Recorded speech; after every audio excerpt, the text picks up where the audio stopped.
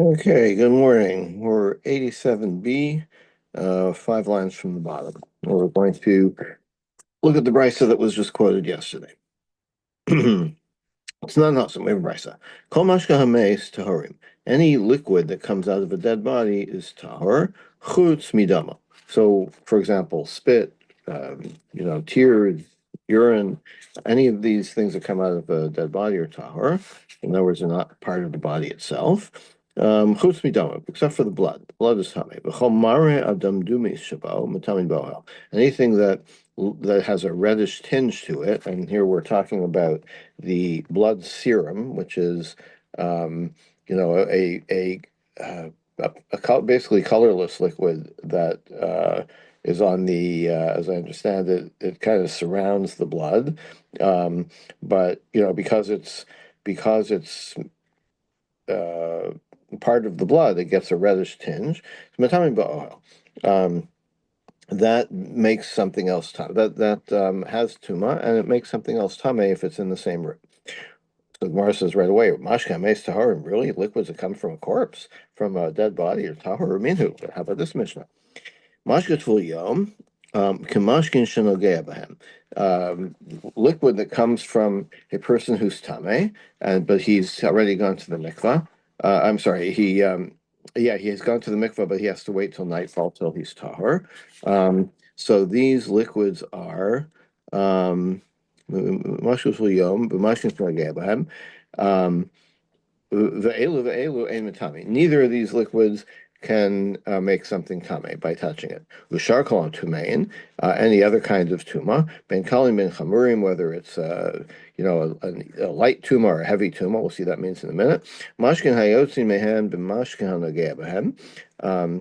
Liquids that come from these other kinds of tuma. Um, are like the liquids that touch them, right? So it's the same thing. If a liquid comes from the source of tuma or if it touches the source of tuma, same rules.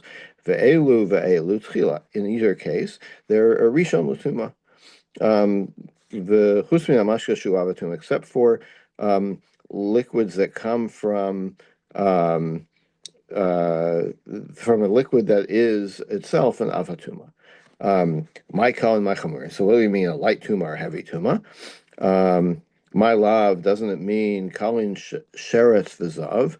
The kalin means light tuma is like not from a dead body. The tuma of a sheretz, the tuma of a person who's a zav, v'chamurin mace, and a heavy tuma would be the dead body tuma. So if that's the case, so then this Mishnah would be saying that liquids coming from a dead body, from the chamurin, are tame. So where says low? No, that's not what kalin chamurin means. Kalin sheretz v'chamurin zav. We're not talking about a dead body at all. Can't get anything from this Mishnah about a dead body. Kal means tumas sheretz, and chamur, a heavy tuma means a zav.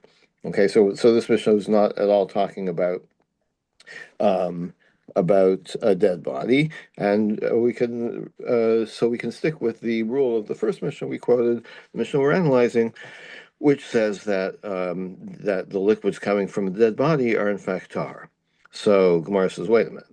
Maishna zav de gozer be'rabbanan, and Maishna meselo gozer be'rabbanan. So clearly there's a rabbinic tuma, right? Why would the rabbis make a decree? Why would they impose tuma on a zav and not on a dead body? It doesn't make sense, right? The dead body seems to be, a more severe kind of tuma. Why wouldn't they make this rule about a dead body? The answer is zav de lo bedile and shemine, because of zav, people don't have a natural recoil from a person who's a zav. Okay, so first of all, they might not even know, but even if they know, it's not like something that you naturally recoil from, as opposed to gozer by rabbanon. So the rabbis wanted to enact additional tuma rules to keep you from, treating the zav as a lesser kind of tuma, so that it's like many rabbinic rules. It's a siag, as the Mishnah Pirkei Avos put it.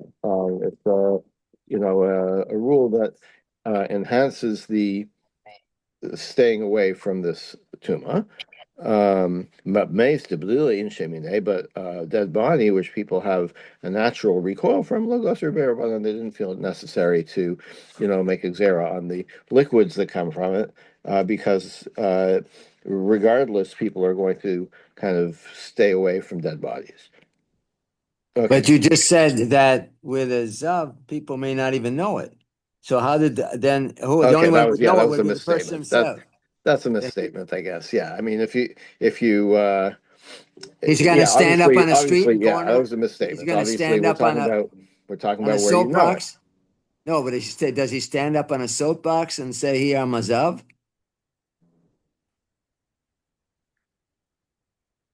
I mean, we make a gazera, but maybe nobody knows that this person has a Zav, is a Zav.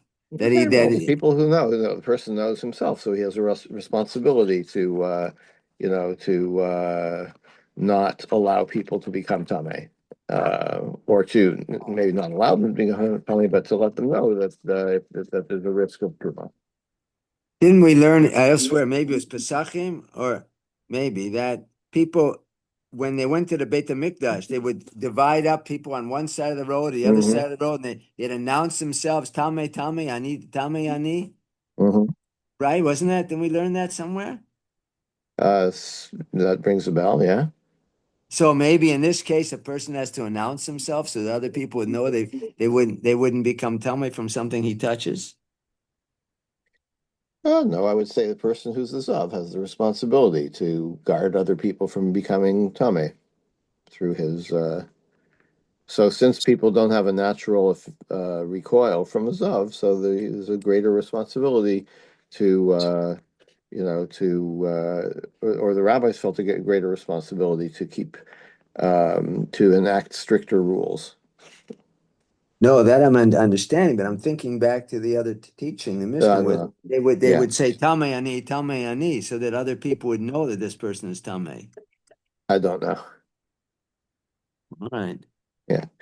Dominita v'shal sakin. So the Mishnah said that blood that's splatters or that's on the knife, um, you have to that requires kisui as well. Tanar Rabbanan Rabbi Sat v'chisau. The Torah says v'chisau before you have to cover the blood.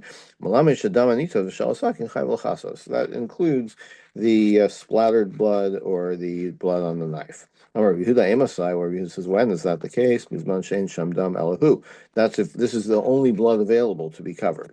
Oh, yes, shamdam shalahu. But if there's other blood that you can cover, pater milachasas. You don't have to be particular about the blood on the knife. If you've covered the blood on the ground, then you're good. Tanya Yidach, we have another brisa. V'chisau, cover the blood. Milame shekol dam chayv l'chasos. You have to cover all the blood. V'kanamru dam hanitas v'shal agapayim chayv l'chasos. From here they said that splattered blood, or that's on the wall of the neck, has to be covered. Amr Shem Gamliel, Bamedvar Amurim Shloki Sadam Hanefesh. That's if you didn't if you weren't able to cover the Dam Hanefesh. That's the first blood that comes out after Shechita. Avakisa Dam Hanefesh. But if you did cover that blood, Pater Milchasas, then you don't have to cover all the other blood. You're Yotze with the Dam Hanefesh. So, what's the theory behind this disagreement? Rabbanan Savrai Damo Kol Damo. The rabbis say when it says you have to cover the blood, means all the blood. Rehuda Savradama Filu Mixastam. Or Rehuda says no, it's any of the blood. Say you don't have to cover all the blood, you just have to, even symbolically, maybe you would say, just cover some blood. From Shim Gamliel Omer, Savar, Damo Ham Yuchad. Rabbi Shimon Gamliel says, which blood you have to cover, the Dam HaNefesh. That's the Ikar. If you can't cover that, then you make up for it, but with other blood. But that's what you have to cover. Okay, the next Mishnah. What do you cover the blood with? Mechasin bezevel hadak uvechol hadak. It has to be fine particles, right? So it could be fine dung or fine sand, beseed, lime, becharsis with ground up, clay pottery, ubilvena uvimgufa shekasashan, or a brick, or the seal of a cask that's made of clay that you ground up. So it has to be a fine substance, not a solid substance. But you can't use like coarsely ground dung or sand. Or you can't just use a whole brick or a whole seal of a barrel. Um, and you can't cover it by taking a barrel or something and putting it on top of it. No, it has to be covered with fine particle stuff. Klal Rav Shimon Gamliel. Rav Shimon Gamliel said the following rule: Davar shemagadol bo tzmachim mechasim bo. How can you tell if something is finely ground enough? If you can grow something in it, if you can grow vegetables, plants, whatever. She'eino megadol tzmachim ein mechasim bo. But if it's not something that you can plant something in, then it's not suitable for kisei adam. So Gemara wants to know, Hechidame chol hadak. What do you mean by finely ground? Let's define that. Amar Rabba Bar Chana Rabbi Yochanan. Kol she'eino yotzer tzarich lekascha. If it's material that a potter is using to make clay and doesn't have to be ground any further, that's the definition of finely ground. Vegan Maslea Sefer. Some work this into the end of the Mishnah. You can't use coarsely ground stuff. What is coarsely ground? Whatever a potter needs to crush further before he can use it as raw materials.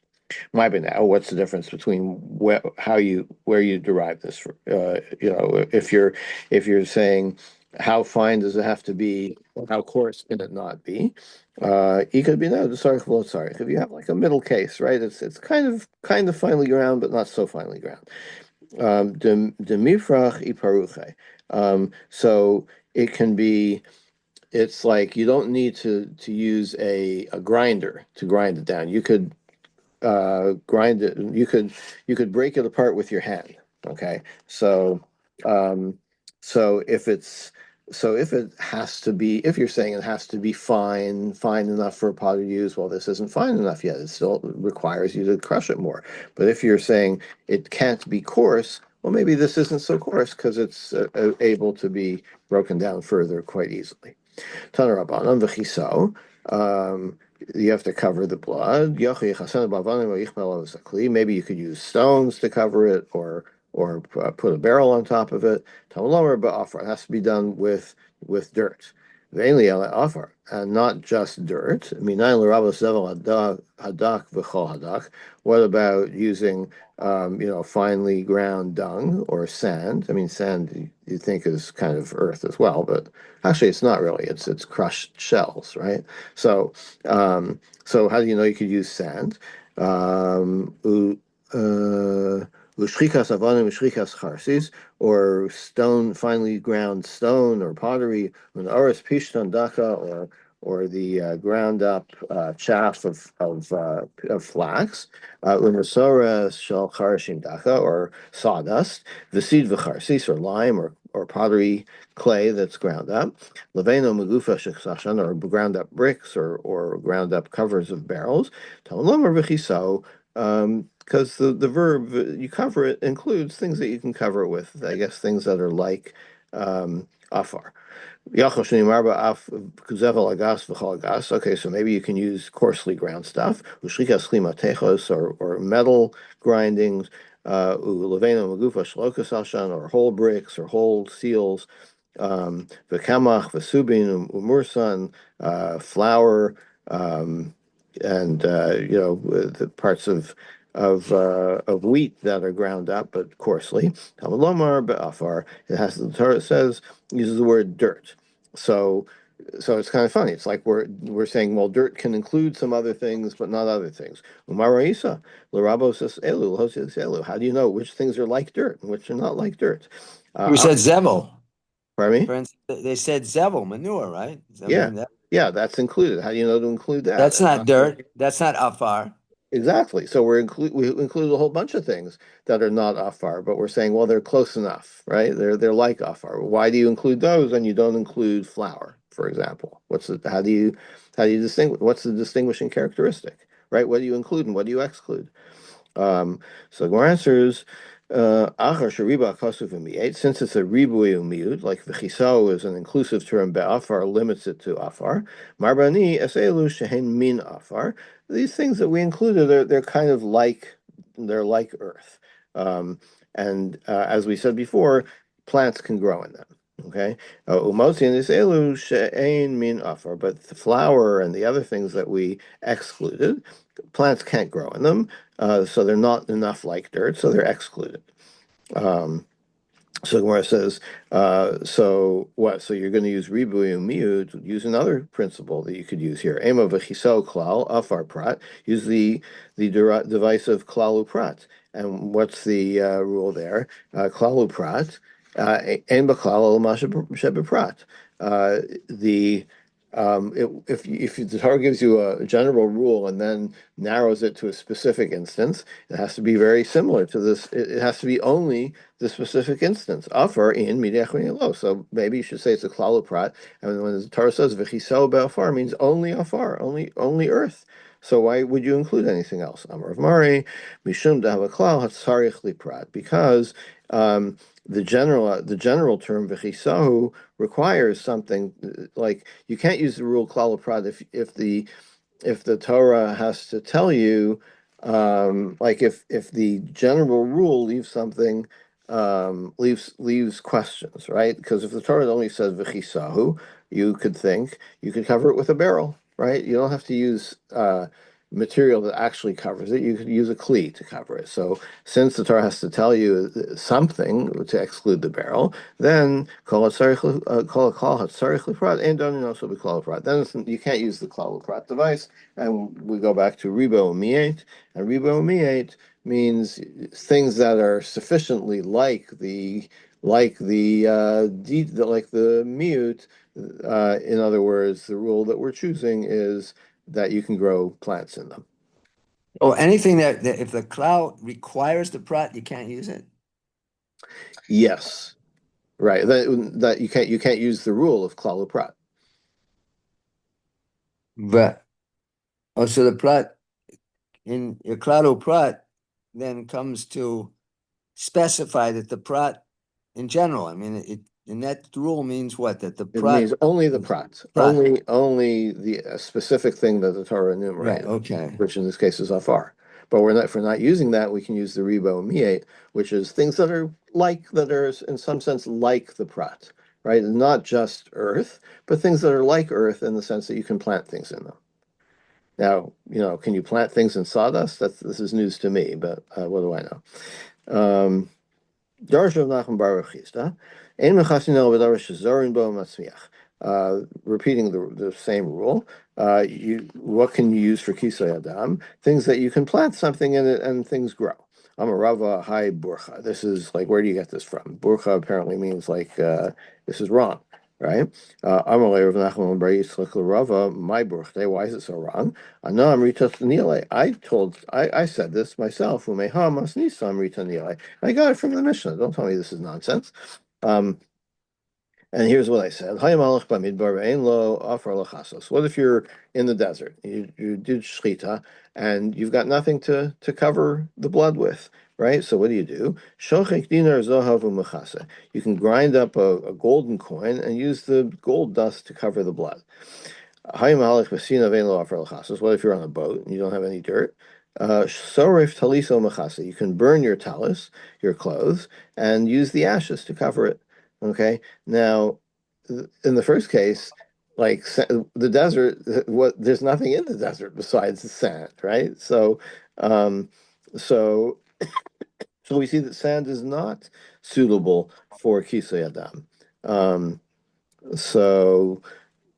So, and then the Gemara says now Bishlama, so Talisu Machas, I understand. We're learning all along that the sand is Sand is not earth, although in the desert you would think it is, right? but the Mishnahs get chol. It's use the word chol. Chol is sand. Back Yeah, in the Mishnah uses chol. right, So right. So, that's sand. hmm so, Kisu edam im chol.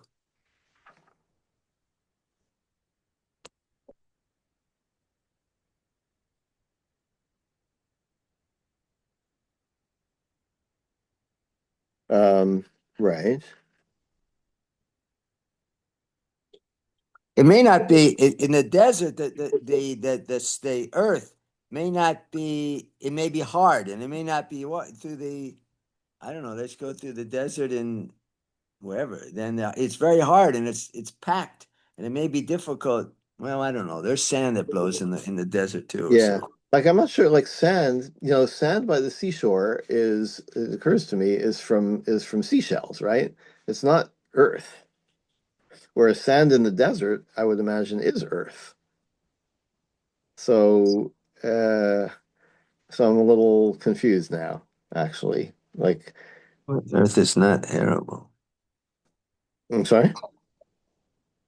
No, I got commentary here. It says if one is in the desert where the earth is not arable. Oh, okay, right. Okay, good, good, good. Um uh it's not sand that you can plant something in. That's why it's a desert, Right. right? Because things don't grow there. I mean, I think Cactus. that things don't grow because there's no water, maybe. I don't know. It's a little confusing. Um, And but he does not have dirt. So the dirt is moist generally, right? Don't we say dirt is generally moist? Your dirt in your but that doesn't garden, seem to be one of the requirements. but dirt in the garden is moist, right? Yeah, but that the Mishnah or the Gemara didn't mention that as a criteria. It could be dry as well. Um, so what are we getting from this brisa? Just a second. Um, So he takes a dinar shel zahav. right. That's Um, if he has dirt, there is sand, dirt, ground, earth, something in the desert, and mhm. the gold, the dinar zahav is better than the sand that he has in front of him, whatever you call it, sand, dirt, ground, earth, whatever. Okay, right. So what the Bryce is saying is that sand is not suitable, presumably because you can't plant anything and it won't grow. Okay, so in that case, um, so then so so it is a good statement, right? So Rava was saying, where do you get this idea from that something has to grow in it? And this is a good response, right? From this brisa, you could see that this desert sand, since nothing will grow in it, you can't use it, and that's why you have to resort to using gold dust. Isn't there cactus in the desert? Isn't there No. cactus in the desert? Depends what desert. Yeah, good question. And again, it's like what kind of plants and how much moisture does it need? I don't think the Gemara really is going deep enough into analyzing this to answer those questions. I mean, I think if you go to the Sinai Desert, you're not going to find cactus. You go to the Yeah. west, you're going to find cactus. What's the difference? No idea. Um, Okay, I can understand the ship. You don't have any earth on the ship. right. And in the desert, you don't have earth that things will grow in. So that's the source or that indicates that something that nothing will grow in is not suitable for kisei adam. That's why you have to use the gold dust. And so now the Gemara asks, "Bishlomo sarei talisa machas." I understand burning your clothes and getting ashes, ashkechane for dikrei afar. So that's not earth, but sometimes we find ashes are called earth. For example, anochi afar va'efer, right? Um, or let's see, there was another source. Um, oh, we're going to come to this in a minute. Tomorrow we'll talk about ashes and earth and the comparison. Okay, but first we're going to ask Al Dinar Zav Minoan. Where do you get that you Oh, use gold? We said in the Mishnah actually that you can't use metal dust, right? Amar Vizerav Afro Zahavlo. There's a pasuk that says it has like earth of gold. So somehow gold is a mineral that is considered suitable like earth. Okay. Tana Rabbanan, Ein Mechasin El Ba'afar, Divrei Beis Shammai. Beis Shammai says you can only use earth. Or Beis Hillel Omri Masino Efer Shekari Afar. You can have ashes. We find that sometimes called dirt, so you can use ashes as well. Shenamar V'lakul Hatamei Me'afar Streifach Zachatas. You in the Paraduma, you take from the afar, from the dirt of the burnt paraduma. So burnt paraduma is clearly ashes, and yet the Torah calls it afer. So ashes, therefore, we see that ashes are suitable to be used as afer. It can be used for kisei adam. Beishamai afar sreifa ikre. It's yeah, they're called ashes, but they're called like burnt ashes, or sorry, it's called dirt, but it's like burnt dirt or dirt from a burning, right? It's not called just dirt. It's a particular kind of dirt that indicates that it has a modifier that tells you that it's not really dirt. So Afar Afar is summer, called Afar, or Afar is called Afer. right? Because you have the paraduma, which is burned, and the Torah calls it afar with Right, an ayin, right? So right. the Shammai That's right. says, well, that's it's not really called dirt. It's called cow dirt or burnt cow dirt. It's got a qualifier, but it's not really called general dirt. So it's not good for kisei adam. Tana, Hosifu Alayan, they added to the things in the Mishnah or in the first Brisa. What else can you use for Kisi Adam? Hashachar, Vakachov, and Ikaris Psuling, charcoal, and the stuff that you use for makeup, and things you scrape off of a millstone. Or that get scraped off of a millstone. V'yesh omrim af hazarnich. Also say this other kind of uh, of makeup kind of thing. Zarnich, And whatever. what do we say regarding this out from the Paraduma? Because it's Beit Hillel says that we learn You see the burnt Afer from the cow is called Afar, but it's afar. Shammai. What? But Shammai says, no. But we don't usually follow Shammai. Okay. I don't know who we follow here, but um, So if that were the case, then it would be. Then, according if we follow Hillel, then it would be permissible to use that. We would hold that yeah. the So you can say this Bryce says according to Beis Hillel. The right. So Bryce then says that you can use in a pinch, you can use ashes with follow Beis Hillel. right. Okay, now the Gemara digresses a little bit. The Amar Ravam, B'schar Shamar Avram Avinu, Vanochi Afar Ve'efer. Avram Avinu said, Right. Alpha um, Vapor. I'm sorry? No, that's it. Alpha Vapor. I remember the Yeah. pasuk. Yeah, yeah. When he's negotiating over Saddam. So because he said that, because he humbled himself, he says, "I'm nothing. I'm dirt. I'm ashes." Zachu b'al l'shnei mitzvos. We got two mitzvos from it: Efer para va'afar sota, the ashes of the paraduma, and the dirt that's put into the potion that's given to the sota. So the Gemara says, "V'lechshav name afar kisei adam." What you're looking for a mitzvah that involves dirt. There's the mitzvah of kisei adam. Why don't you include that as well as a schar for Avram saying Anochi Afer Ve'efer? The Gemara says, "Hasam hechsher mitzvahika hana alecha." In the case of the kisei adam, um, it's used for a mitzvah, but you don't get any benefit from it, right? In the case of the sota, you could say. That there's a benefit to you reconcile the husband and wife, or maybe she gets pregnant or whatever. So there's an actual benefit that you get from it. So that's why the Rice is saying that we got the benefit. We got this mitzvah, which is good for us, right? But you couldn't say that about Kisei Adam because yeah, we got a mitzvah, but what it's not it doesn't really do anything. There's no hana from it.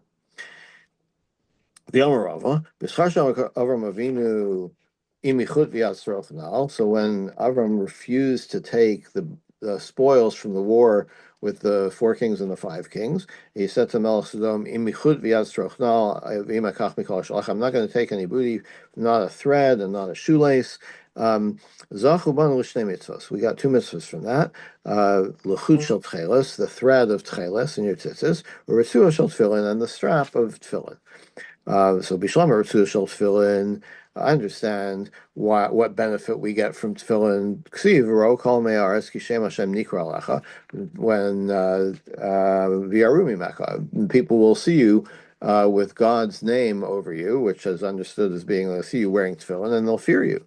Avatanya, Rabbi Lazar Gadol Omer, Elu Tefillin Shabarosh. It's tefillin we're talking about that make people fear the Jewish people when they're wearing their tefillin. So you get a benefit from tefillin.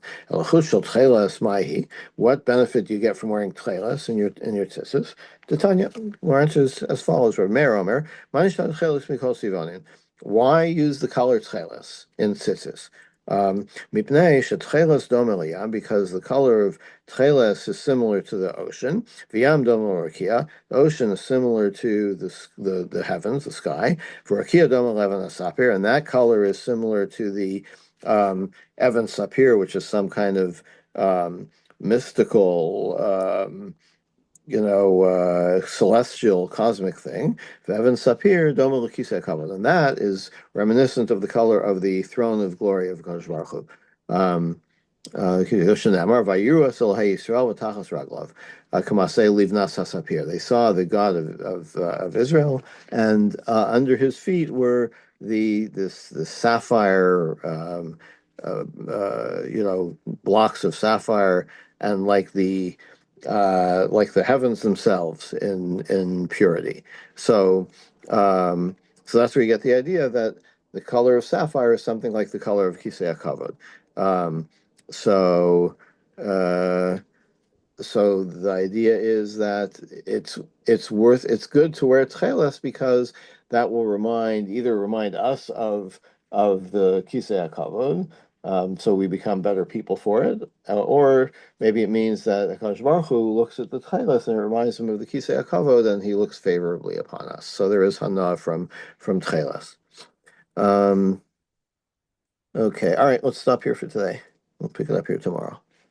There's also a section about Abraham, another few lines here. Um, Oh yeah, let's do another line. Sure. Rabbi It's a Yabba, Kasha Gezel, yeah, Kasha Gezel Hanechal. If you steal something and you consume it, that's a big problem. Like consuming it is more of a problem. Shafilu Sadiq and zero, because once it's consumed, it can't be returned. Shanemar Biladai Rak Asher Achlu Hanearin. From that same passage where Avram Avinu says he's not going to take any of the spoils. He says, except whatever they've eaten already, whatever they've consumed already, because that obviously can't be given back. So okay, so that I can't give you back, but I'm not going to take anything new. Okay, yeah, so we'll stop here. Thank you. Okay, we'll pick it up here tomorrow. Have a good day.